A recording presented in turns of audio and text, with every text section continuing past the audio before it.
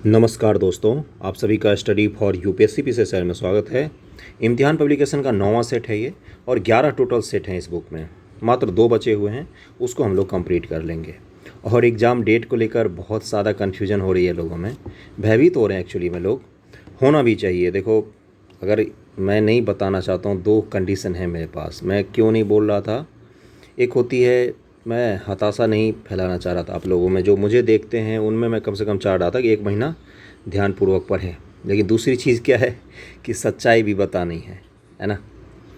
सच्चाई कड़वी है थोड़ी सी आप लोगों के लिए। ये परसेंटाइल का फॉर्मूला गलत होता है पीसीएस के लिए, है ना। पीसीएस वगैरह में जितना स्ट्रेट फॉरवर्ड एग्ज़ाम हो उतना अच्छा होता है। और पीसीएस के प्री हो मेंस हो, कभी भी 2 पेपर नहीं होता है, एक पेपर होता है, एक दिन का एग्ज़ाम होता है, एक साथ एग्ज़ाम होता है ना। और उसी के आधार पर स्टूडेंट का आकलन किया जाता है। असंभव है ऐसा कि पीसीएस के पेपर 2 पेपर बनाए जाएं और दोनों एक ही लेवल का हो ही नहीं सकता। ये चीज़ असंभव है, हो ही नहीं सकता, पॉसिबल ही नहीं है। किस आधार पर आपने 2 पेपर ले के बच्चों का आकलन किया एक साथ, है ना। हो सकता है कि इसमें जो करंट अफेयर पहुँचे वो आसान हो, इसमें टफ हो। एसआई का पेपर आपने कुछ दिन पहले हुआ था, उसको देखा होगा। एसआई में 2 पेपर के थे आए हुए, एक ही दिन में 2 सेटिंग में एग्ज़ाम था, लेकिन दोनों में ज़मीन आसमान का फ़र्क था। बीपीएससी 150 क्वेश्चन सही से सेलेक्ट नहीं कर पाती है, एक पेपर ढंग से नहीं बना सकती है, 2 पेपर एक जैसा कैसे बनाएगी बंधुओं, है ना। तो अगर आपके साथ कुछ गलत हो रहा है तो आप ही को आवाज़ उठानी पड़ेगी। कोई कुछ नहीं करेगा, आप ही को करना है जो करना है। सीधी सी बात है, मैंने बहुत कुछ बोल दिया है शॉर्ट फॉर्म में। अगर आपको समझ में आ रही है तो अपने लिए संघर्ष करिए, दूसरों के लिए नहीं। ओके। कुछ दिन पहले क्या हुआ ना, आर्मी में 4 वर्ष की प्रणाली लागू की गई, अग्निपथ स्कीम जिसको बोलते हैं। आर्मी लोगों ने प्रदर्शन किया, बाकी लोग चुप रहे, किसी ने कोई प्रदर्शन नहीं किया, ऊपर से उनकी आलोचना की। आपको पता है एसबीआई में भी 4 साल की प्रणाली लाने की सोच रही है सरकार, बैंकिंग वगैरह में, है ना। तो बस आपको समझ में आ जानी चाहिए मैंने क्या बोला है। अगर आपके साथ कुछ गलत हो रहा है तो आप ही को बोलना है, कोई भी नहीं और बोलेगा। आर्यों की सर्वाधिक पुरानी संस्था क्या पहचान कीजिए।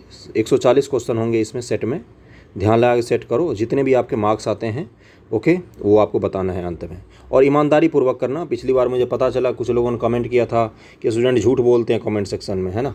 तो वैसा काम मत करना, ईमानदारी कम से कम आप लोग ज़रूर रखना, और अपनी तैयारी पर फोकस ज़रूर रखना। चाहे 1 महीने में पत्थर गिरे आसमान से, या प्रदर्शन हो, या कुछ भी हो, कितना भी न्यूज़ आए, अपनी तैयारी ज़रूर रखना, है ना।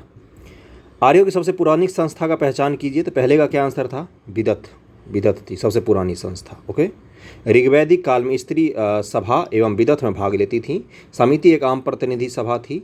इसके द्वारा राजा का निर्वाचन होता था। राजा का निर्वाचन किसके द्वारा होता था, समिति के द्वारा। ओके। और सभा जो होती थी, विशेष लोग सभा होती थी, इसमें महिलाएं भी भाग लेती थी। पुस्तक अर्थशास्त्र में सबसे पुराना खंड निम्नलिखित में से कौन सा है। तो दूसरे का आंसर क्या हो जाएगा, दूसरा और तीसरा खंड जो है ये सबसे पुराना है। इतिहासकार बीएस स्मिथ ने निम्न से किसे भारत का नेपोलियन कहा है। ये एक औपनिवेशिक मानसिकता है। नेपोलियन इस शासक के कम से कम 1300 साल बाद आया है, समझ रहे हो ना, 1500 साल बाद आया है लगभग में। समुद्रगुप्त को कहा है इसने, लेकिन हमें नहीं कहना है ना। नेपोलियन से 1500 साल पहले आया था समुद्रगुप्त, और उससे महान था ये, समझ रहे हो ना। नेपोलियन को बीएस स्मिथ ने समुद्रगुप्त को भारत का नेपोलियन कहा है। गांधार कला के विकास का श्रेय दिया जाता है यूनानी, अरबियों, भारतीयों, ईरानियों, किसको। तो चौथे का क्या आंसर हो जाएगा, इसका आंसर हो जाएगा 1 और 2 दोनों ही होगा, यानी कि यूनानियों को और भारतीयों को। दक्षिण भारत के किस शासक ने गंगईकोंड चोल की उपाधि धारण की थी। मैंने इसकी कहानी सुनाई हुई है, राजेंद्र प्रथम है ये, राजराज प्रथम का पुत्र था, उत्तराधिकारी चोल शासक। मोहम्मद बिन तुगलक द्वारा जारी सांकेतिक मुद्रा किसकी थी, चांदी, कागज, कांसा, सीसा। तो छठे का आंसर क्या हो जाएगा, कांसा के उसने सांकेतिक मुद्रा चलाई थी। ओके।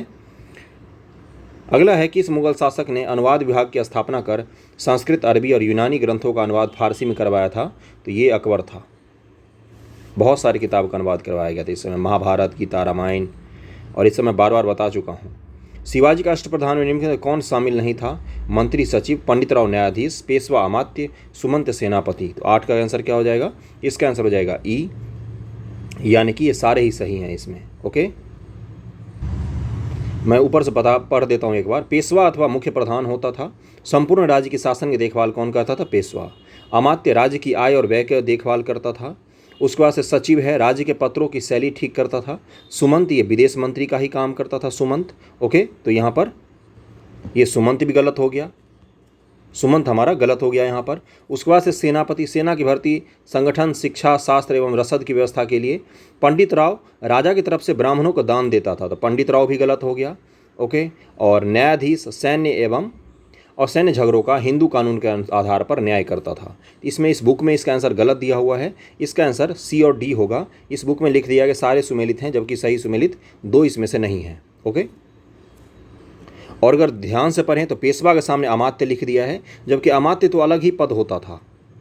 पेशवा जो होता था वो मुख्य प्रधानमंत्री होता था, जो बाद में पेशवा का पद इतना शक्तिशाली हो गया, जैसे आप बालाजी प्रथम का नाम सुनते हो, पेशवा ही था, है ना। तो पेशवा भी गलत हो जाएगा यहाँ पर। क्लियर हो गया। और मंत्री और सचिव भी, ये दोनों पद भी अवैध लिखे हुए हैं यहाँ पर, तो इसका आंसर ई हो जाएगा। ओके, आगे बढ़ते हैं। इसमें से सारे गलत हैं, पीडीएफ में आपको मिल जाएगा, पढ़ लेना। इसका आंसर गलत दिया हुआ था। निम्नलिखित यात्रियों में से सर्वप्रथम बिहार की यात्रा पर कौन आया था, तो 9 का आंसर क्या हो जाएगा, सी फाहियान आया था। सूरजगढ़ निम्नलिखित में से किसके राजनीतिक उत्कर्ष से जुड़ा हुआ है, तो 10 का आंसर क्या हो जाएगा, शेरशाह।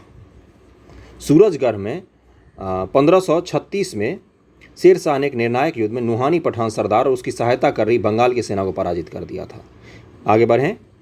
अगला है 11 नंबर कि महात्मा बुद्ध ने निम्न से किस स्थान पर मगध के सम्राट बिंबिसार को दीक्षा दी थी, तो इसका आंसर क्या हो जाएगा 11 का, गिद्धकूट पर्वत दिया हुआ है, यानी कि बी।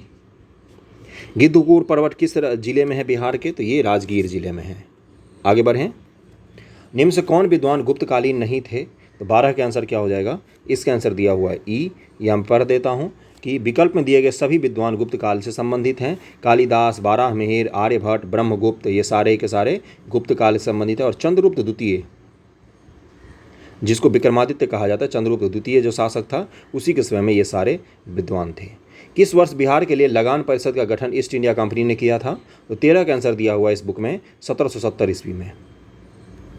1770 में कंपनी ने लगान परिषद का गठन किया था, revenue council of Patna. Okay, Santhal विद्रोह के संदर्भ में निम्न से कौन सा कथन गलत है, तो 14 का क्या आंसर हो जाएगा, 14 का आंसर था कि इस विद्रोह का एक प्रमुख कारण खुटकुटी व्यवस्था थी, ये गलत दिया हुआ है उसमें। ओके, खुटकट्टी प्रथा क्या होती है, इस व्यवस्था के तहत क्या होता है ना, कि जो ट्राइबल होते हैं उनका मतलब साझा जमीन का हिस्सा होता है, इसके कारण मुंडा विद्रोह में आता है नाम खुटकट्टी प्रथा का, है ना। इसमें संथाल में इसका नाम नहीं आता है। ओके, वही जो साझा ज़मीन होता है, जो ट्राइबल लोग क्या करते हैं, सबसे पहली बात झूम कृषि करते हैं, पूरे पूरे जंगल आग में लगाएंगे, जंगल जब साफ़ हो जाता है उस पर पूरे के पूरे जो ज़मीन होती है उस पर सबका अधिकार होता है, तो उसी व्यवस्था खुटकट्टी व्यवस्था कहा जाता है। भारत छोड़ो आंदोलन के दौरान आज़ाद दस्ता का गठन किसने किया था, तो जयपी ने किया था, जयप्रकाश नारायण जी ने किया था। कहाँ पर किया था ये, तो यहाँ पढ़ देता हूँ कि सबने इसमें दिया हुआ है कि भारत छोड़ो आंदोलन के दौरान आज़ाद दस्ता का गठन जेपी ने किया था, नेपाल के तराई क्षेत्र में, इतना तो पता होगा। और वहाँ से इन लोगों ने छापामार युद्ध पद्धति को चलाया था, जिसको गुरिल्ला युद्ध कहा जाता है। किस आंदोलन के दौरान बिहार के छपला जेल के कैदियों ने नंगी हड़ताल की थी, तो सविनय अवज्ञा आंदोलन के दौरान, सी आंसर हो जाएगा। अगले क्वेश्चन पे चलते हैं। निम्नलिखित में से किस नेता ने 1916 के कांग्रेस अधिवेशन में चंपारण किसानों की समस्या निदान हेतु प्रस्ताव पेश किया था। आज तो बहुत ही आसान क्वेश्चन मिल रहे हैं आप लोगों को। ब्रजकिशोर प्रसाद ने पेश किया था। 1916 के लखनऊ में आयोजित कांग्रेस के अधिवेशन में राजकुमार शुक्ल ने गांधी जी चंपारण आने और किसानों की समस्या को दूर करने का अनुरोध किया। वहीं ब्रजकिशोर प्रसाद ने एक प्रस्ताव प्रस्तुत किया जिसमें इन समस्याओं के निदान के लिए एक समिति गठन की बात कही थी। राजकुमार शुक्ल के अनुरोध पर ही गांधी जी बिहार आए थे। वाई सोशलिज्म निम्न से किसकी रचना है, तो 18 का आंसर हो जाएगा कि जेपी ने लिखा है, जयप्रकाश नारायण जी ने। बॉम्बे लेजिस्लेटिव कमेटी ने साइमन कमीशन के साथ कार्य करने के लिए नियुक्त किया था किसको, तो 19 का आंसर क्या हो जाएगा, डॉक्टर अंबेडकर जी को नियुक्त किया गया था। बॉम्बे लेजिस्लेटिव कमेटी ने साइमन कमीशन के साथ डॉक्टर अंबेडकर जी को नियुक्त किया था कि आप इसके साथ मिलकर काम करिए। और जब भारत छोड़ो आंदोलन चल रहा था उस समय भी गवर्नर की गवर्निंग काउंसिल के सदस्य थे डॉक्टर अंबेडकर। ओके, निम्न से किस ब्रिटिश ने भारतीय राष्ट्रीय कांग्रेस के वार्षिक अधिवेशन की अध्यक्षता 2 बार की है, तो 20 का आंसर क्या हो जाएगा, सर विलियम बेडनबर्न है, इन्होंने 2 बार भारतीय राष्ट्रीय कांग्रेस की अध्यक्षता की। जॉर्ज यूले ने प्रथम अध्यक्ष 1888 में इलाहाबाद बना, Alfred Webb 1894 Madras, sir Henry Cotton 1904 Bombay, sir William Wedderburn 1889 में और 1910 में बने हैं, 1889 में और 1910 में बने हैं 2 बार। 1857 के विद्रोह के दौरान बेगम हजरत महल का संबंध किस स्थान से था? तो ये लखनऊ में सक्रिय थी। उसके बाद ये विद्रोह समाप्त होने से पहले नेपाल भाग गई थी। नाना साहेब भी नेपाल चले गए थे। All India trade union Congress के प्रथम अध्यक्ष कौन थे? एटक के पूछ रहा है, तो 22 का आंसर क्या हो जाएगा? लाला लाजपत राय जी थे प्रथम अध्यक्ष इसके। ओके। और दीवान चमन लाल संगठन के प्रथम महासचिव बनाए गए थे। प्रख्यात कांग्रेस नेता CR दास ने एटक के तीसरे और चौथे सम्मेलन की अध्यक्षता की थी। 1922 में गया में आयोजित कांग्रेस अधिवेशन में एटक की स्थापना का स्वागत किया गया। तो जो गया में हुआ था ना स्थापना 1922 में, तो 1920 में एटक की स्थापना हो गई थी। तो कांग्रेस के मंच से पहली बार स्वागत किया गया एटक की स्थापना को 1922 ईस्वी में। किस वर्ष भारतीय सिविल सेवा में भर्ती हेतु अधिकतम उम्र सीमा 22 वर्ष से घटाकर 19 वर्ष कर दी गई? तो 23 का आंसर क्या हो जाएगा? 1878 ईस्वी में। और इसके लिए किस पार्टी ने संघर्ष किया था? तो इंडियन एसोसिएशन जो थी सुरेंद्रनाथ बनर्जी जी की, उसने काफ़ी संघर्ष किया था। श्यामजी कृष्ण वर्मा के वंदे मातरम समाचार पत्र का प्रकाशन कहाँ से किया जाता था? तो 24 का आंसर क्या हो जाएगा? ये लंदन से किया जाता था। कांग्रेस के कलकत्ता अधिवेशन 1906 में गर्मपंथियों द्वारा किन प्रस्तावों को पारित कराया गया था? 1906 अधिवेशन की बात कर रही है। 25 का आंसर क्या हो जाएगा? इसका आंसर हो जाएगा चारों ही ये पारित करवाए गए थे। पहली बार दादा भाई नौरोजी इस संगठन के अध्यक्ष, इस अधिवेशन के अध्यक्ष थे। उन्होंने कांग्रेस के मंच से क्या बोला था? स्वराज की बात की थी 1906 ईस्वी में पहली बार। राष्ट्रीय शिक्षा को भी अपनाना, स्वदेशी आंदोलन का प्रोत्साहन, विदेशी वस्तुओं का बहिष्कार, इन चारों मुद्दों पर कलकत्ता कांग्रेस अधिवेशन से प्रस्ताव पारित किया गया था 1906 ईस्वी में। भारत छोड़ो का नारा निम्नलिखित किसने तैयार किया था? तो 26 का आंसर क्या हो जाएगा? ये यूसुफ मेहर अली ने ये भारत छोड़ो का नारा दिया था। पूर्ण स्वराज जवाहरलाल नेहरू, इंकलाब जिंदाबाद हसरत मोहानी, करो या मरो महात्मा गांधी, बस यही है।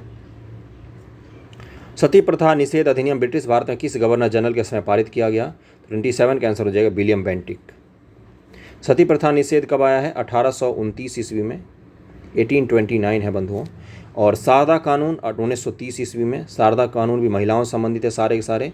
हिंदू विधवा पुनर्विवाह कानून कब आया है? ईश्वरचंद विद्यासागर जी के हस्तक्षेप के कारण 1856 ईस्वी में इसको तैयार किया गया। 57 में विद्रोह हो गया है। और हिंदू विधवा संपत्ति कानून तो 1937 ईस्वी में। महिलाओं से संबंधित कानून, दलितों से संबंधित कानून, ये सब जरूर याद रखना। और जो योजनाएं आप लोग करंट अफेयर में पढ़ते हो, तो महिलाओं संबंधित योजनाएं, दलितों संबंधित योजनाएं, ये सब पढ़ के जाना। एग्जाम में पूछता है इन सब चीज़ों पर ज़्यादा क्वेश्चन। नेक्स्ट है कि भारतीय स्वतंत्रता संघर्ष के दौरान निम्नलिखित में से कौन सा समाचार पत्र क्रांतिकारी संघर्ष का पैरोकार नहीं था? मतलब क्रांतिकारी संघर्ष को समर्थन नहीं देता था। तो 28 का आंसर क्या हो जाएगा? फ्री प्रेस जनरल जो है ये क्रांतिकारियों का समर्थन नहीं करता था। ओके। और एस सदानंद ने बम्बई में इसको शुरू किया था गरीब और मध्य वर्ग के लिए। अगला है जलियांवाला बाग हत्याकांड के संदर्भ में कौन सा असत्य कथन की पहचान करना है? फॉल्स स्टेटमेंट की पहचान करना है। 29 का आंसर क्या हो जाएगा? इसका आंसर हो जाएगा ई, उपयुक्त में से कोई नहीं। और इंग्लिश मीडियम के बहुत सारे बच्चे मैसेज कर रहे हैं कि हम कौन सा प्रैक्टिस सेट करें, इसका आता है कि नहीं। इम्तिहान पब्लिकेशन का इंग्लिश मीडियम का टेस्ट सीरीज़ नहीं आता है। अगर इंग्लिश मीडियम में आपको टेस्ट सीरीज़ करना है तो किरण पब्लिकेशन का आता है, दिशा पब्लिकेशन का आता है ना। तो इन सब के आप कर सकते हैं टेस्ट सीरीज, उसमें अच्छे खासे आपको कंटेंट मिल जाएंगे। इम्तिहान पब्लिकेशन का नहीं आता है। एडुटेरिया का भी आता है टेस्ट सीरीज इंग्लिश मीडियम के लिए, तो अब है ना, तो वहाँ से भी आप उसको कर सकते हैं। ओके। 29 नंबर क्वेश्चन है कि असत्य कथन की पहचान करना है। तो 29 का आंसर क्या हो जाएगा कि इसमें बी जो है ये भी असत्य है और इसमें सी भी असत्य है ना। ये उल्टा लिख दिया है इन्होंने और कुछ नहीं है। जलियांवाला बाग में ब्रिगेडियर जनरल आर डायर ने गोली चलवाई थी। यहाँ पर ओ डायर लिखा हुआ है, तो इसको अगर आप इंटरचेंज कर देंगे, गोलियाँ चलवाई थी आर डायर ने और उस समय गवर्नर था ओ डायर। और उधम सिंह ने किसको गोली मारी थी? तो ओ डायर को गोली मारी थी, है ना। तो इसका आंसर ई हो जाएगा। लोकमान्य तिलक द्वारा स्थापित होम रूल लीग की पहली बैठक किस स्थान पर हुई थी? 30 का आंसर क्या हो जाए? बेलगांव में हुई थी। किस वायसराय पर दिल्ली में क्रांतिकारियों ने बम से हमला कर दिया था? 31 का आंसर हो जाएगा डी, लॉर्ड हार्डिंग द्वितीय। निम्न से उस पुर्तगाली की पहचान करें जो सबसे पहले भारत आया था। तो सबको पता है, ये तो बहुत ही आसान क्वेश्चन हो गया भाई, वास्को डी गामा। आज तो बहुत आसान क्वेश्चन है, 110 से ज़्यादा तो आना ही चाहिए सब लोगों के। राजा राम मोहन राय की सहायता से कलकत्ता में हिंदू कॉलेज की स्थापना किसने की थी? 33 का आंसर क्या हो जाएगा? डेविड हेयर ने। प्रथम कर्नाटक युद्ध में अप्रत्यक्ष रूप से किन दो शक्तियों में टकराव हुआ था? 34 का आंसर क्या हो जाएगा? फ्रांसीसी और अंग्रेज लड़ रहे थे। ऑस्ट्रिया के उत्तराधिकार के लिए संघर्ष याद है कुछ? एक्सला सापेल की संधि होगी, 1746 कब है इसका टाइम पीरियड? मैं ही बताऊं सब कुछ, आप लोगों को पता होना चाहिए सब चीज़। तो 1746-48 इसका प्रथम कर्नाटक युद्ध का है। और ऑस्ट्रिया को उत्तराधिकार का ही चल रहा था युद्ध, वही यहाँ पर फैल गया था, समझ लो ना। और एक्सला सापेल की फिर संधि हुई। आगे बढ़ें। अगला है द्वैध शासन का आरंभ और अंत से जुड़े गवर्नरों का सही जोड़ा चुनना है आपको।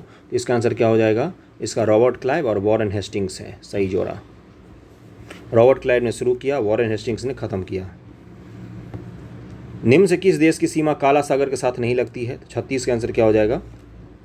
इसका आंसर दिया हुआ ई। दिए विकल्पों में सभी देशों की सीमा काला सागर से लगती है। काला सागर, कैस्पियन सागर, इन सब भूमध्य सागर, इन सब के लाल सागर, फारस की खाड़ी, इन सब के सीमाएं किस किस देशों के साथ लगती है, सब चीज़ रटे होने चाहिए।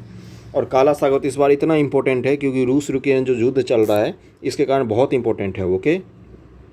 राष्ट्रीय राजमार्ग संख्या 4 निम्नलिखित में से किस राज्य से होकर जाता है? 37 का आंसर क्या हो जाएगा? महाराष्ट्र, आंध्र प्रदेश, कर्नाटक, तमिलनाडु, डी। इसकी कुल लंबाई 1235 किलोमीटर है। क्या ये हमें याद रखना है? बिल्कुल भी नहीं। इस तरह के एक आध क्वेश्चन छोड़ सकते हो, एक क्वेश्चन के लिए क्यों बाकी चीज़ें खराब करना। यमुना नदी के संबंध में निम्न से कौन सा कथन असत्य है? तो 38 का आंसर क्या हो जाएगा? इसमें दिया हुआ है कि यमुना नदी हरिद्वार में गंगा नदी से मिल जाती। कहाँ पर मिलती हैं? प्रयागराज में। निम्न से कौन सी मिट्टी डेल्टाई क्षेत्र में पाई जाती है? 39 का आंसर क्या हो जाएगा? जैविक मिट्टी इसमें दिया हुआ है आंसर। ओके। पीट या जैविक मिट्टी भारत में लगभग 1 लाख वर्ग किलोमीटर क्षेत्र में पाई जाती है। यह मिट्टी काली, भारी एवं अम्लीय होती है। यह मिट्टी मुख्य रूप से केरल के अलेप्पी जिला, उत्तरांचल के अल्मोड़ा, भारत के डेल्टाई क्षेत्र में पाई जाती है। भारत में सर्वाधिक क्षेत्रफल में जलोढ़ मिट्टी ही पाई जाती है। तो इसका आंसर सी हो जाएगा। भारत चमड़ा उद्योग का सबसे बड़ा केंद्र कौन सा है? तो 40 का आंसर क्या हो जाएगा? कानपुर। चमड़ा, गुटखा। भारत में हेमेटाइट लोहा अयस्क के मुख्य क्षेत्रों में शामिल डल्ली राजहरा किस राज्य में स्थित है? हेमेटाइट लोहा का खान है ये, और कहाँ पर होगा ये? छत्तीसगढ़ में है। अटाकामा मरुस्थल किस देश में स्थित है? तो 42 का आंसर क्या हो जाएगा? ये चिली में है, जिसको अंग्रेजी में चिले कहते हैं।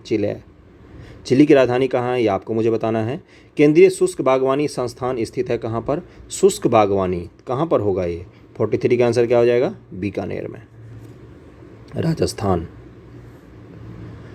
नहर एवं संबंधित नदी का कौन सा युग्म सुमेलित नहीं है ये बताना है आपको। ओके। और पहला क्या है? सरहिंद नहर, रावी नदी, तो यही गलत दिया हुआ है। सरहिंद नहर कहाँ से निकलती है? तो सतलज, 100 से सरहिंद, 100 से सतलज। ओके। बाकी तो त्रिवेणी नहर गंडक, एडन दामोदर, और आगरा तो यमुना। 2011 जनगणना के अनुसार न्यूनतम पुरुष साक्षरता वाला केंद्र शासित प्रदेश कौन सा है? तो 45 का आंसर क्या हो जाएगा? दादर नागर हवेली। निम्न से कौन असत्य है? जोजिला जम्मू कश्मीर, बनिहाल लद्दाख, डोकीमा सिक्किम, यांगपा अरुणाचल प्रदेश। तो 46 का आंसर क्या हो जाएगा? इसका आंसर दिया हुआ है ई, यानी कि जोजिला लद्दाख में है, ये भी गलत हो गया। बनिहाल जम्मू और कश्मीर में है, तो ये भी गलत हो गया। डोकीमा सिक्किम में है, ये तो सही है। और यांगपा ये अरुणाचल में ही है, तो ए और बी दोनों गलत था। अब जनजाति दिया, राज्य दिया है, पूछा है कौन से सही हैं मैच इसमें, तो इसका आंसर क्या हो जाएगा? इसमें आप लोगों को रोक कर करना है, मैं डायरेक्ट आंसर पर जा रहा हूँ। जो लीम्बू है ये सिक्किम में रहती है, और डोकरिया कौन थी? उड़ीसा में रहती है। 1 और 3 इसका सही है। ओके। और बाकी इसमें दिया हुआ कार्बी जनजाति असम में रहती है। ओके। और डोंगरिया जनजाति उड़ीसा में रहती है। और फिर बोंडा जनजाति जो है ये दक्षिण पश्चिम उड़ीसा में ही रहती है। भारत का निम्नलिखित में से कौन सा भौगोलिक क्षेत्र सबसे प्राचीन है? तो 48 का आंसर क्या हो जाएगा? भारत का जो प्रायद्वीपीय पठार है ये सबसे प्राचीन है। बहुत ही आसान क्वेश्चन। कड़ैकनाल किस पहाड़ी में स्थित है? 49 का आंसर क्या हो जाएगा? ये पलानी पहाड़ी में स्थित है, तमिलनाडु में। बहुत ही सुंदर खूबसूरत है पर्यटक स्थल। यह पलानी पहाड़ी में अवस्थित है। अन्नामलाई की सर्वोच्च चोटी अनाईमुडी है। मैकाल पहाड़ी के सर्वोच्च शिखर अमरकंटक है। पता नहीं क्यों दे दिया यहाँ पर। निम्नलिखित में कौन सा जलप्रपात बिहार में स्थित नहीं है ये पूछा है आपसे। 50 का आंसर क्या हो जाएगा? हुंडरू जलप्रपात। हुंडरू जलप्रपात कहाँ है? झारखंड में है, रांची के पास में। किस नदी पर है? इतना तो आपको बताना चाहिए, कमेंट करके याद हो जाएगा। बिहार में NH 119 से पटना को किस जिला मुख्यालय से जोड़ती है? 51 का आंसर हो जाएगा सी, रोहतास जिला मुख्यालय से पटना को जोड़ती है NH 119A। मुजफ्फरपुर की लीची का ब्रांड का नाम क्या है? बहुत ही आसान क्वेश्चन, शाही लीची, किसी का भी गलत नहीं होना चाहिए। बिहार में आम, लीची, केला की खेती है तो सर्वाधिक उपयुक्त मिट्टी निम्न से कौन सी है? तो बाल सुंदरी मिट्टी जो होती है सबसे ज़्यादा उपयुक्त होती है इन सब की खेती के लिए। और ये किन किन जिलों में पाई जाती है? पौ से पूर्णिया, सौ से सहरसा, दौ से दरभंगा, मौ से मुजफ्फरपुर, समस्तीपुर, वैशाली, खगड़िया, बेगूसराय आदि जिलों में पाई जाती है। भारत में निम्नलिखित क्षेत्रों में से किस एक में मैंग्रोव वन, सदापर्णी वन और पर्णपाती वनों का संयोजन है? तो 54 का आंसर क्या हो जाएगा? ये सब कुछ मिलता है। देखो कौन कौन सा बोला है, मैंग्रोव भी होना चाहिए, मैंग्रोव वन पता होगा, समुद्र के किनारे जो उगती है, खारे पानी में उगने वाले वन।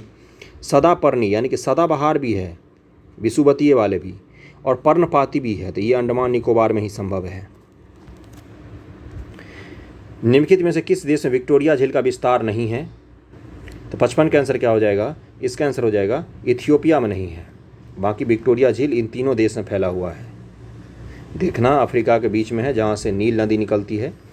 चार्टर एक्ट 1813 के ईस्ट इंडिया कंपनी का व्यापारिक एकाधिकार समाप्त कर दिया गया। इसके बावजूद किन मामलों पर कंपनी का एकाधिकार रहा? तो चाय और चीन के साथ व्यापार पर ईस्ट इंडिया कंपनी का एकाधिकार बना रहा। 56 का आंसर ई हो जाएगा। संविधान सभा की समितियों और उसके अध्यक्षों के मिलान के संदर्भ में निम्नलिखित कौन सा कथन असत्य है? चलो मिला लेते हैं इसको। 57 का, तो इसमें असत्य दिया हुआ है संचालन समिति जवाहरलाल नेहरू जी गलत दिया हुआ है। संचालन समिति डॉक्टर राजेंद्र प्रसाद जी के पास में था। ओके, संघ शक्ति समिति माता नेहरू जी थे, और संघीय संविधान समिति जवाहरलाल नेहरू जी के पास था। प्रक्रिया नियम समिति डॉक्टर राजेंद्र प्रसाद, राज्यों के लिए समिति जवाहरलाल नेहरू पर, और प्रांतीय संविधान तो सरदार पटेल।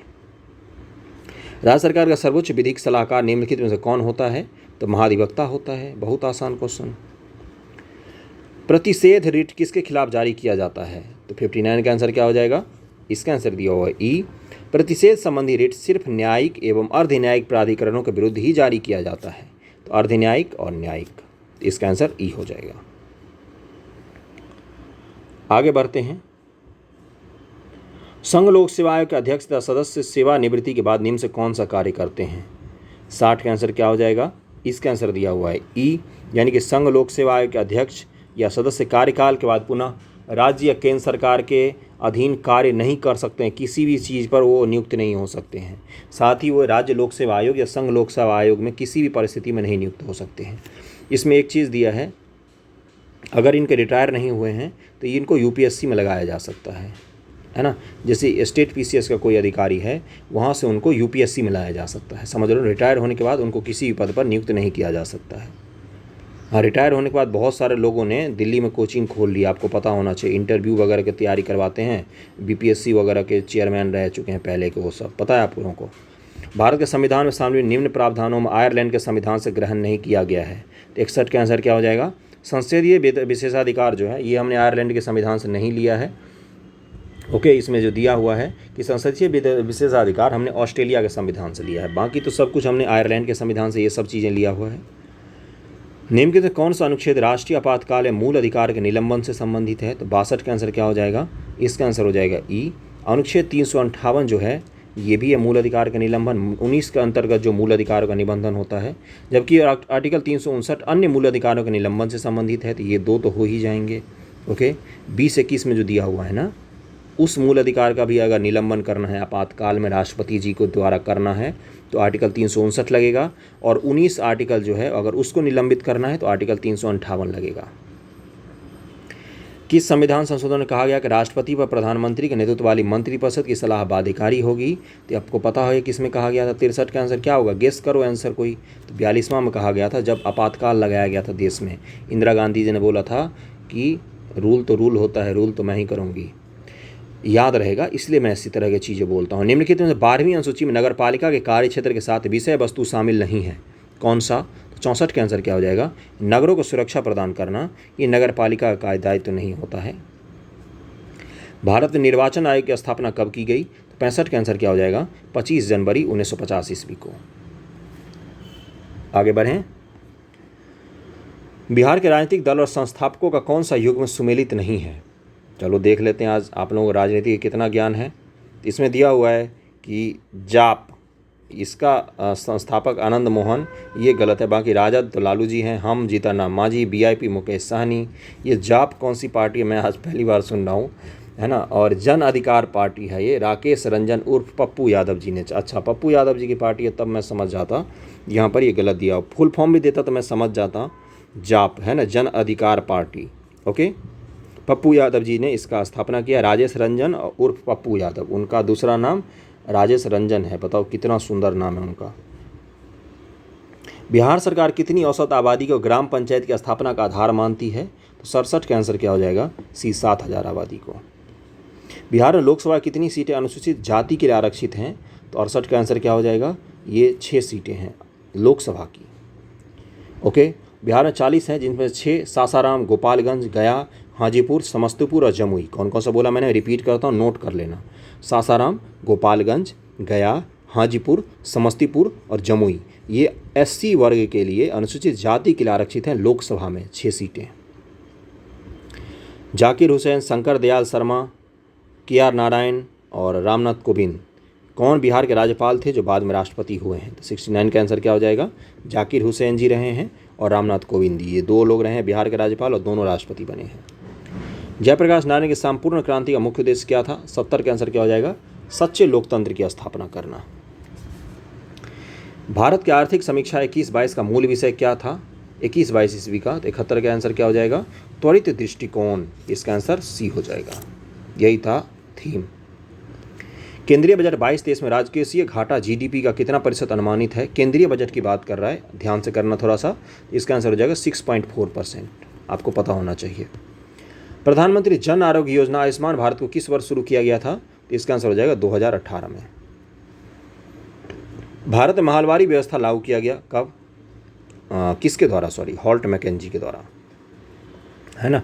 हॉल्ट मैकेंजी के द्वारा महलवारी 1822 ईस्वी के आसपास उत्तर प्रदेश, मध्य प्रांत, उत्तर पश्चिमी प्रांत और मध्य प्रांत और पंजाब में लागू किया गया था, है ना। उत्पादन का 80% लिया जाता था, और बस यही तो है इसमें हॉल्ट मैकेंजी। महलवारी में क्या होता था? महल का मतलब क्या होता है? गांव। पूरा का पूरा गांव जो है वो 100 रुपये का कर देगी, हमें नहीं मतलब, राम दे, श्याम दे, मोहन दे, कृष्ण दे, कोई भी दे, 100 रुपये हमें इस गांव से कर चाहिए। यही था महलवारी। समझ में आ गई बात? निम्नलिखित में से भारत में योजना अवकाश की अवधि क्या है? योजना अवकाश हुई थी, कुछ दिनों के लिए योजना लागू नहीं की गई थी, इतनी स्थिति हमारी खराब हो गई थी कुछ युद्धों के कारण। तो 75 का आंसर क्या हो जाएगा? इसमें दिया हुआ है 1990 से 90 दिया हुआ है, 92 दिया हुआ है। देखो ये 2 बार हुआ था, इसलिए यहाँ पर आप लोगों को थोड़ा सा कन्फ्यूजन हो रहा होगा। एक बार हुआ था जब हमारा चीन के साथ युद्ध हो गया, फिर पाकिस्तान के साथ युद्ध हो गया था, तो यानी कि 1966 से 69 तक एक बार, पहली बार ये हुआ था योजना अवकाश। दूसरी बार जब आर्थिक सुधार भारत में लागू किया जा रहा था, उससे ठीक पहले योजना अवकाश था। 1992 से 90 से 92 तक दूसरी बार योजना अवकाश रहा है, और इस दौरान पंचवर्षीय योजना का स्थान पर वार्षिक योजनाओं का संचालन किया गया था। ध्यान में आ गई बात? आगे बढ़ें। अगला है कि भारतीय अर्थव्यवस्था में सर्वप्रथम विमुद्रीकरण किस वर्ष हुआ था? देखो मोदी जी ने ही नहीं डिमोनेटाइजेशन किया है, उससे पहले भी डिमोनेटाइजेशन हुआ है, आप लोगों को ये पता होना चाहिए। तो और ये हुआ था, देखो वर्ष 1946 ईस्वी में पहली बार हुआ था, तो 1946 इसका आंसर हो जाएगा। उसके बाद से कब हुआ? तो इसमें पूछा है सर्वप्रथम, तो सर्वप्रथम 1946 में हुआ था, लेकिन दूसरी बार 1978 में भी हुआ था, है ना। उस समय 1000, 5000 और 10,000 के नोट भी चलते थे, जिसको समाप्त कर दिया गया था। 1000, 5000, 10,000 1978 में, और 1946 में हुआ था जब 1000 और 10,000 का नोट बंद किए गए थे 1946 में। तो भारत में 3 बार टोटल में डिमोनेटाइजेशन हुआ है, और 2016 वाला तो आप लोगों को याद ही है। अभी का जो जनरेशन चल रहा है उसने बहुत कुछ देखा है, ऐतिहासिक वाला जनरेशन है, डिमोनेटाइजेशन भी देखा है, महामारी भी देखा है, और भी बहुत कुछ देखना भी बाकी है। राष्ट्रीय खाद्य सुरक्षा अधिनियम का संदर्भ निम्नलिखित कथनों विचार कीजिए। कर लेते हैं भाई, बहुत ही आसान क्वेश्चन होगा ये तो। राष्ट्रीय और सही है ये बताना है। राष्ट्रीय खाद्य सुरक्षा अधिनियम का लाभ लेने के लिए भारत के किसी भी अनुसूचित ग्रामीण हिस्से में घर हो? नहीं, ग्रामीण और शहरी दोनों के लिए था, है ना। तो इसका आंसर तो पहले तो गलत ही हो जाना चाहिए, तो इसका ले 3 आंसर तो वैसे ही कट जा रहा है। नहीं भी पता है तो भी इसका बी आंसर करेक्ट होगा, केवल 2 सही होगा। 2013 में लागू किया गया इसको, और इसके 75% ग्रामीण और 50% शहरी परिवारों को रियायत पर अनाज दिया गया। 3 रुपये किलो चावल, गेहूँ, ये सब दिया जाता है ना, वो ये इसी का भाग है। खाद्य सुरक्षा अधिनियम पारित किया गया था। पटना जिले के प्रति व्यक्ति आय शिवहर जिले के प्रति व्यक्ति आय से वर्ष 19-20 में कितनी गुनी है? तो ये लगभग 5 गुने का अंतर है। तो 78 के आंसर 7 गुने का लगभग में अंतर है। बिहार आर्थिक सर्वेक्षण 21-22 के अनुसार, ये इकोनॉमिक सर्वे से है, पटना जिले का क्या है, 1.31 लाख रुपया प्रति व्यक्ति आय है ना। और शिवहर का कितना है, 19,000 रुपये के करीब में। ओके, तो लगभग में 7 गुना दिया हुआ है आंसर। डिजिटल कृषक सेवाएं देने के लिए बिहार के किसी विभाग द्वारा कौन से ऐप की शुरुआत की गई है, तो बिहान ऐप की शुरुआत की गई है। केंद्रीय बजट 22-23 के अनुसार प्राथमिक घाटा जीडीपी का कितना प्रतिशत अनुमानित है, प्राइमरी डेफिसिट की बात कर रहा है, 80 का आंसर क्या हो जाएगा, 2.8% अनुमानित है। बिहार बजट 22-23 के संदर्भ में निम्न कथनों पर विचार कीजिए।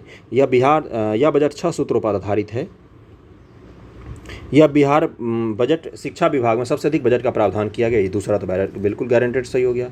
इस बजट के अनुसार, मतलब दूसरा तो सही है, तो इन्हीं दो में से कोई आंसर होगा। इस बजट के अनुसार 2022-23 में 9.7% आर्थिक वृद्धि दर होने का अनुमान है और सही बताना है आपको। तो इसका आंसर क्या हो जाएगा कि बिल्कुल सही, तीनों ही सही है। पहला अगर नहीं भी पता होगा, तीसरा तो पता होगा ना आपको, दूसरा, तो उसके आधार पर भी आप क्वेश्चन को कर सकते हैं। अगला है, बिहार में बाल बजट निर्माण की प्रक्रिया कब से कब शुरू हुई, तो 82 का आंसर हो जाएगा, 2013-14 में शुरू हुई थी। मैंने जो बजट के एमसीक्यू करवाए हैं उसमें है ये क्वेश्चन। देश के हर गांव में कब तक स्वच्छ जल उपलब्ध कराने का लक्ष्य रखा गया है, तो 83 का आंसर क्या हो जाएगा, 2024 तक।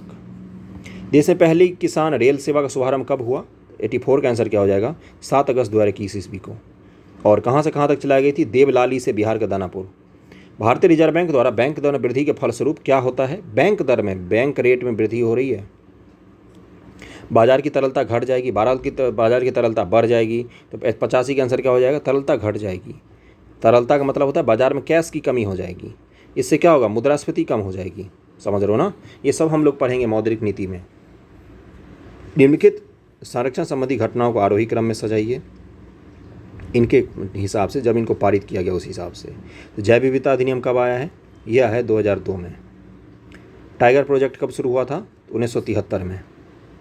बात क्लियर हो रही है। एलिफेंट प्रोजेक्ट कब शुरू हुआ था, तो 1992 में। और वन्य जीव संरक्षण अधिनियम कब आया था, तो ये 1972 ईस्वी में आया था, 1972। इसका आंसर क्या हो जाना चाहिए, सबसे पहले चौथे को आना चाहिए, उसके बाद दूसरे को आना चाहिए। तो सबसे पहले 4 के बाद 2 देखो कहाँ पर है, एक में ही है, सी आंसर हो जाएगा, 86 का सी हो जाएगा। इस तरह क्वेश्चन बहुत बढ़िया होते हैं, इनको जरूर याद रखना। मधुमक्खी फूलों से मकरंद एकत्र कर इसे भंडारित करती है, क्योंकि इससे क्या होता है, इसका होगा कि फूल एवं उनका मकरंद वर्ष में केवल कुछ समय ही उपलब्ध होता है, इसीलिए उसको भंडारित करती है। निम्नलिखित पर विचार कीजिए, अमीनो अम्ल, मंड और शर्करा उपयुक्त में से कौन सा कार्बोहाइड्रेट का प्रकार नहीं है, कार्बोहाइड्रेट का प्रकार नहीं है। तो 88 का आंसर क्या हो जाएगा, केवल और केवल अमीनो अम्ल जो होता है ये प्रोटीन होता है, बाकी ये दोनों तो जो हैं ये आपको कार्बोहाइड्रेट के प्रकार होते हैं, शर्करा और मंड। कपड़ा धोने का साबुन निम्नलिखित में क्या होता है, 89 का आंसर क्या हो जाएगा, ये उच्च वसीय अम्ल का सोडियम लवण होता है। इसका आंसर क्या हो जाएगा, बी हो जाएगा। एमिनो एसिड क्या होता है, प्रोटीन होता है, कितनी बार पढ़ा है हमने। Vitamin A, vitamin B, vitamin C, vitamin D, बहुत ही आसान क्वेश्चन, ये किसी का भी गलत नहीं होना चाहिए।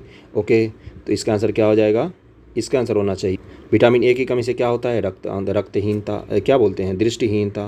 विटामिन बी की कमी से क्या होता है, बेरी। विटामिन सी की कमी से क्या होता है, इसकी कमी से होता है स्कर्वी। विटामिन डी की कमी से क्या होता है, रिकेट्स। मैच हो गया, इसका आंसर दिया हुआ है इसमें ए का 3, बी का 1 और सी का 4, डी का 2। किसी पदार्थ के विलयन को गर्म करने से उनकी विलेयता पर निम्न से क्या प्रभाव पड़ेगा। सॉल्यूशन को हम गर्म कर रहे हैं तो उसके विलेयता जो है उस पर क्या प्रभाव पड़ेगा। 91 का आंसर क्या हो जाएगा, विलयन का तापमान बढ़ने पर उसकी विलेयता बढ़ जाती है। ओके, तो 91 का आंसर हो जाएगा ए, बढ़ता है विलेयता। व्यक्ति वस्तुओं को देख पाता है जब, 92 का आंसर क्या हो जाएगा, जब प्रकाश वस्तु पर पड़े और आंखों की तरफ रिटर्न आए। रिफ्लेक्ट होकर जब हमारे आंखों पर कोई रोशनी पड़ती है तभी हम उस वस्तु को देख पाते हैं, तो इसका आंसर सी हो जाएगा। सेल्सियस स्केल पर तापमान का मान 50 डिग्री है तो फ़ारेनहाइट स्केल पर उसका मान क्या होगा, तो इसका क्या हो जाएगा, 122 डिग्री फ़ारेनहाइट। निम्न से कौन सा कोयला ईंधन की दृष्टि से सबसे उत्तम माना जाता है, तो 94 का हो जाएगा एंथ्रेसाइट कोयला। इनमें से किसे केरोसिन के तेल में रखा जाता है, तो 95 का आंसर क्या हो जाएगा, सोडियम को रखा जाता है। वायु के संपर्क में, O2 के संपर्क में आते ही ये जल जाती है, इसीलिए इसको केरोसिन में डुबा के रखा जाता है। यदि लोलक की लंबाई को, देखो लंबाई पर ही डिपेंड करता है लोलक का टाइम पीरियड, 4 गुना कर दिया जाए तो उसके आवर्तकाल पर क्या प्रभाव पड़ेगा, तो इसका क्या होता है, T बराबर 2 pi root under L by g. देखो इसमें पाई भी कॉन्सेंट मतलब कांस्टेंट है, जी भी कांस्टेंट है, केवल और केवल एल जो है यही वेरिएबल का काम करता है, इसलिए एल पर डिपेंड करता है हमेशा लोलक की लंबाई। तो 96 का क्या आंसर हो जाएगा, 2 गुना हो जाएगी। अंतः श्वसित वायु या उच्छ्वासित वायु में ऑक्सीजन का प्रतिशत कितना होता है, तो 97 का आंसर क्या हो जाएगा, 21% और 16% क्रमशः। अगले पर चलते हैं 98 पर। श्वेत रक्त कोशिकाएं WBC निम्न से क्या कार्य करती है, तो ये हमारे शरीर को बचाती है, रोग प्रतिरोधक क्षमता हमारी डेवलप करती है। इसका आंसर क्या हो जाएगा 98 का, इसका आंसर हो जाएगा सी, रोगाणुओं का विनाश करती है। व्हाइट ब्लड सेल निम्न से कौन सा एक उपकरण वाहन द्वारा तय की गई दूरी मापता है, जो आपके गाड़ी में लगा रहता है ना कि इतना किलोमीटर आज आपकी गाड़ी चल गई है, वो कौन सा उपकरण है ऐसा जो दूरी मापता है, तो 99 का आंसर क्या हो जाएगा, ओडोमीटर उसको कहा जाता है, ओडोमीटर। दूरी मापने की सबसे बड़ी इकाई क्या होती है, तो 100 का आंसर क्या हो जाएगा, पारसेक होती है दूरी मापने की सबसे लंबी इकाई, सबसे बड़ी। ओके, एक पारसेक बराबर कितना होता है, 3.26 प्रकाश वर्ष। 13.2 लाइट ईयर को जब हम मिला देते हैं ना तो एक पारसेक बनता है। आगे बढ़ें। आग बुझाने वाले कर्मचारियों के परिधान पर एक परत चढ़ी होती है जो उन्हें अग्निरोधक बनाती है। यह परत निम्न से किसकी होती है, तो 101 का जगह मेलामाइन चढ़ा होता है उनके कपड़ों पर। हृदय स्पंदन एक विद्युतीय तरंग द्वारा निष्पादित होती है, जो उत्पन्न होती है कहाँ पर, हृदय जो हमारा धड़कता है ना वो विद्युतीय तरंग द्वारा वो निष्पादित होती है, मतलब काम होता है, हृदय धड़कता है विद्युतीय तरंग के द्वारा। अब वो पूछ रहा है वो तरंग कहाँ पर उत्पन्न होता है, हमारे शरीर में विद्युत तरंग उत्पन्न होती है, आपको पता होना चाहिए, ये हृदय में ही उत्पन्न होता है। ये उत्पन्न जो होना जिस दिन बंद हो जाएगा उस दिन, जब एक व्यक्ति वृद्ध हो जाता है तो सामान्यतः उसका रक्तदाब 103 का आंसर बढ़ जाता है, ब्लड प्रेशर वृद्ध होने पर। बहुत बार ये क्वेश्चन करवाया है हमने। अम्लराज क्या होता है, 104 का आंसर सबको पता होगा, कंसंट्रेटेड हाइड्रोक्लोरिक अम्ल और सांद्र नाइट्रिक अम्ल का मिश्रण होता है। इसका आंसर 104 का आंसर क्या हो जाएगा, ए। अम्लराज सांद्र हाइड्रोक्लोरिक अम्ल और सांद्र नाइट्रिक अम्ल का ताज़ा मिश्रण होता है। यह सोना और प्लेटिनम को गलाने में समर्थ होता है। इसे एक्वारेजिया के नाम से भी जाना जाता है।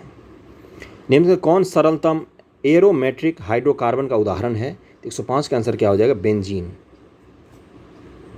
सेलुलोज से बने कृत्रिम रेशों को किस नाम से जाना जाता है, 106 का आंसर हो जाएगा, रेयॉन। 107 पे चलते हैं।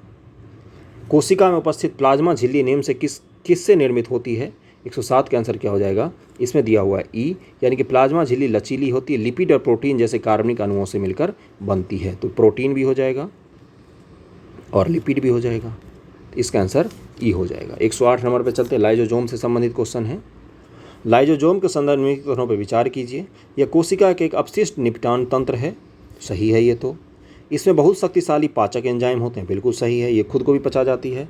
इसे कोशिका के आत्मघाती थैली भी कहते हैं, बिल्कुल सही, बहुत ही आसान क्वेश्चन था। परखनली शिशु जो टेस्ट ट्यूब बेबी क्या बोलते हैं उसको, कौन सी बेबी बोलते हैं, परखनली शिशु का संदर्भ निम्नलिखित कथनों में से कौन सा कथन सत्य है, 109 का आंसर क्या हो जाएगा। मैं डायरेक्ट आंसर पर जा रहा हूँ। निषेचन मादा का शरीर के बाहर होता है, ये कथन सही है। इसमें एक ट्यूब लेते हैं जिसमें मेन का स्पर्म डालते हैं और वुमेन का डालते हैं और इनको बाहर में ही फर्टिलाइज करवा लिया जाता है। इसके बाद इसको मदर के जो उनका जो गर्भाशय होता है उसमें इसको प्रेषित कर दिया जाता है, समझ रहे हो, इसी को बोलते हैं टेस्ट ट्यूब बेबी। इसमें से अर्धचालक कौन सा है, सेमीकंडक्टर की बात कर रहा है, तो 110 का आंसर क्या हो जाएगा, ई हो जाएगा। क्यों, क्योंकि जर्मेनियम और सिलिकॉन दोनों होते हैं अर्धचालक। जीरोप्थैल्मिया नामक बीमारी किस विटामिन की कमी से होती है, 111 का आंसर क्या हो जाएगा, ये विटामिन ए की कमी से होती है। जीरोप्थैलिया एवं रतौंधी बीमारी विटामिन ए की कमी से होती है। विटामिन ए का रासायनिक नाम क्या है, रेटिनॉल, और यह दूध, अंडा, पनीर, हरी सब्जी इत्यादि में खूब मात्रा में पाई जाती है। बस के अचानक रुक जाने पर व्यक्ति आगे की ओर झुक जाता है, यह न्यूटन किस गति के कारण होता है, तो 112 का आंसर क्या हो जाएगा, न्यूटन के प्रथम गति के कारण होता है। जड़त्व का सिद्धांत, जड़त्व का मतलब क्या होता है, रुका हुआ का मतलब क्या होता है, जैसे किसी को बोलते हो ना जड़त्व बुद्धि है, ये इसका मतलब ये होता है। चलो अब साइंटिफिक बातें करते हैं कि कोई वस्तु अगर रुकी हुई है यानी कि विराम अवस्था में है, इंग्लिश से बोले तो रेस्ट पोजीशन में है, तो तब तक रेस्ट पोजीशन में रहेगी जब तक कोई एक्सटर्नल फोर्स उस पर काम नहीं करता है। इसी को क्या कहा जाता है, न्यूटन का फर्स्ट लॉ, तो प्रथम गति का नियम है ये। नेटल पौधे के पत्ते को छूने पर डंक जैसा दर्द होता है, यह दर्द किस अम्ल के स्राव से होता है, 113 का आंसर हो जाएगा, नोइक अम्ल होता है, इसी के कारण होता है। निकट दृष्टि दोष से प्रभावित आंख में वस्तु का प्रतिबिंब कहाँ पर बनता है? 114 का आंसर हो जाएगा रेटिना के आगे बनता है निकट दृष्टि दोष में। निम्नलिखित में से सुमेलित नहीं है। हीरा कार्बन, बालू silicon, marble calcium, Ruby nickel. 115 का आंसर हो जाएगा रूबी निकेल नहीं, एल्यूमिनियम का प्रारूप होता है, प्रारूप एल्यूमिनियम। ओके, आगे बढ़ते हैं। बिहार में वर्ष 2021 में पंचायत चुनाव कितने चरणों में संपन्न हुआ था? 116 का क्या आंसर हो जाएगा 11 चरणों में। बिहार के प्रसिद्ध राजनेता रामविलास पासवान को मरणोपरांत भारत सरकार ने किस सम्मान से पुरस्कृत किया था? 117 का आंसर हो जाएगा पद्म भूषण से।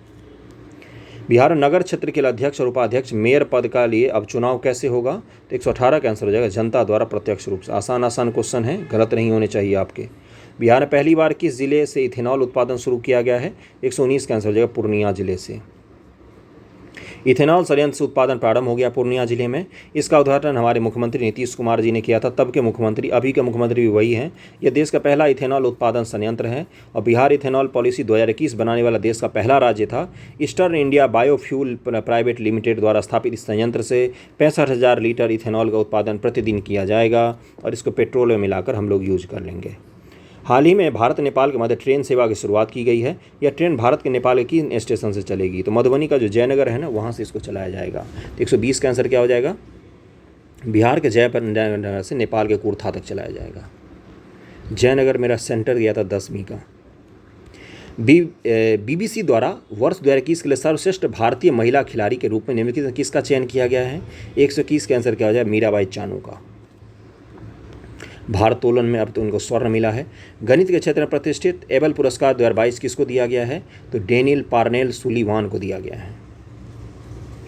ओके, और ये अमेरिका के गणितज्ञ हैं। हाल ही में इरेडा के चेयरमैन के पद पर निम्नलिखित में से किसकी नियुक्ति हुई है? तो 123 का आंसर हो जाएगा देवाशीष पांडा। ये सब तो करंट अफेयर थोड़ा सा पुराना है, रिवीजन तो हो ही रहा होगा। 75वें बाफ्टा पुरस्कार में सर्वश्रेष्ठ फिल्म कौन सी चुनी गई है? The power of the dog. हाल ही में हुए मणिपुर विधानसभा चुनाव, मणिपुर में भाजपा ने कितनी सीटें जीतकर सरकार बनाई? बहुत ही खराब क्वेश्चन। तो 32 सीटें जीतकर सरकार बनाई थी। JDU ने भी वहाँ पर 6 सीटें जीती थी, आपको पता होनी चाहिए। JDU नॉर्थ ईस्ट में बड़ी सक्रिय पार्टी है, नीतीश कुमार जी की पार्टी। भारत में 12 से 14 आयु वर्ग के बच्चों के लिए कोरोना टीकाकरण कब से प्रारंभ किया गया? इसका आंसर हो जाएगा 16 मार्च 2022 से। हाल ही में यून सुक योल किस देश के नए राष्ट्रपति निर्वाचित हुए हैं? तो इसका आंसर हो जाएगा दक्षिण कोरिया। सूर्य के बाहरी वातावरण अर्थात कोरोना से होकर उड़ान भरने वाला पहला अंतरिक्ष यान कौन सा बन गया है? तो 128 का आंसर हो जाएगा पार्कर सोलर प्रोब, नासा का मिशन है ये। वर्ल्ड हैप्पीनेस इंडेक्स 2022 में भारत का स्थान निम्नलिखित में से कौन सा था? तो इसका आंसर हो जाएगा 136वां, 146 देशों में। ओके, प्रथम किसका था? फिनलैंड। अंतिम कौन था? अफगानिस्तान। बिम्स्टेक के 5वें शिखर सम्मेलन की मेजबानी किस देश के द्वारा की गई है? 130 का आंसर क्या हो जाएगा? श्रीलंका। मार्च 2022 के अंत में भारतीय रिजर्व बैंक के पास कितने अरब डॉलर के आरक्षित मुद्रा कोष था? मार्च 2022 की बात कर रहा है, लेटेस्ट डेटा है, जरूर ध्यान में रखना। 131 का आंसर क्या हो जाएगा? 617.648 मिलियन डॉलर होगा। ओके, इसका आंसर ए हो जाएगा। अगला है कि ISSF विश्व कप में पदक तालिका में किस देश ने शीर्ष स्थान प्राप्त किया है? 132 का आंसर क्या हो जाएगा? सी, भारत ने। वो बिलियन डॉलर में होता है, वो मिलियन में नहीं होता है। नौसेना से सेवा मुक्त INS खुखरी को स्मारक के रूप में विकास है तो किस प्रशासन को सौंपा गया? 133 का आंसर क्या हो जाता है? द्वीप प्रशासन को सौंपा गया। और एक चीज़ बता दूं कि ये जो यहाँ पर देख रहे हो ना, विदेशी मुद्रा भंडार जो होता है ना, उसमें सिर्फ और सिर्फ डॉलर का ही हिस्सा नहीं होता, इसमें वर्ल्ड की जो बड़ी बड़ी करेंसियां हैं ना, उनको रखा जाता है ना। और इसमें जैसे यूरो भी रखा जा सकता है, चीन की करेंसी भी रखी जा सकती है, अमेरिका की करेंसी भी रखी जाती है, वो गवर्नमेंट खूब डिसाइड करती है ना। इसका आंसर ये था। आगे बढ़ते हैं। इकोनॉमिक्स हम लोग इन सब चीज़ों को डिटेल में पढ़ेंगे, उसकी चिंता मत करना, अब तो प्री आ गया है। जनवरी 2022 में भारत और इजराइल के संबंध में संबंध की कौन सी वर्षगांठ मनाई गई है? जनवरी 2022 में। तो 134 का आंसर क्या हो जाएगा? 30वीं वर्षगांठ मनाई गई है। विश्व का सबसे बड़ा स्वतंत्र व्यापार समझौता कब से प्रभावी हुआ? तो 135 का आंसर क्या हो जाएगा? 1 जनवरी 2022 को। एयर इंडिया का पूर्व स्वामित्व निम्नलिखित में किसे मिल गया है? टाटा समूह ने खरीद लिया था इसको। बहुत ही आसान क्वेश्चन है। बड़े राज्यों में प्रत्येक लोकसभा निर्वाचन क्षेत्र के लिए प्रत्याशियों द्वारा किया जाने वाला चुनाव व्यय की सीमा को कितना कर दिया गया है? जो प्रत्येक प्रत्याशी खर्च करेंगे लोकसभा में, उसको कितना कर दिया गया? चुनाव व्यय बढ़ा दिया गया है। अब 95 लाख खर्च कर सकते हैं ऑफिशियल तौर पर हर कैंडिडेट। वर्ष 21 में 2020 के मुकाबले भारत में स्वर्ण की खपत में वृद्धि दर्ज की गई कितना %? 78.6% की वृद्धि हुई है स्वर्ण की खपत में। भारत के लोग पूरी दुनिया में सबसे ज़्यादा स्वर्ण का खपत करते हैं। 139 में हम लोग पहुंच गए हैं। और वर्तमान में इसरो के चेयरमैन कौन है? तो 139 का आंसर हो जाएगा एस सोमनाथ। आखिरी क्वेश्चन से पहले आप सभी को जन्माष्टमी की ढेर सारी शुभकामनाएं। खूब जन्माष्टमी मनाओ, ओके, अच्छे से। एग्ज़ाम की तैयारी भी करना साथ साथ। वर्ष 2022 में भारत सरकार ने कुल कितने लोगों को पद्म पुरस्कार से सम्मानित किया? 140 का आंसर हो जाएगा 128 लोगों को। तो थैंक यू सो मच आप सभी का। 140 क्वेश्चन हमने कंप्लीट किए हैं। स्कोर अपने बूस्ट करने की कोशिश करो। एग्जामिनेशन प्रोसेस बहुत ही कॉम्प्लेक्स होने जा रहा है, नहीं होना चाहिए, गलत है, इतना स्पष्ट है। तो आप लोगों का काम है तैयारी करना, साथ साथ आपके लिए जो फ़ायदे कारक चीज़ है उन पर भी ध्यान देना, है ना। बाकी जन्माष्टमी की ढेर सारी शुभकामनाएं। Thank you so much.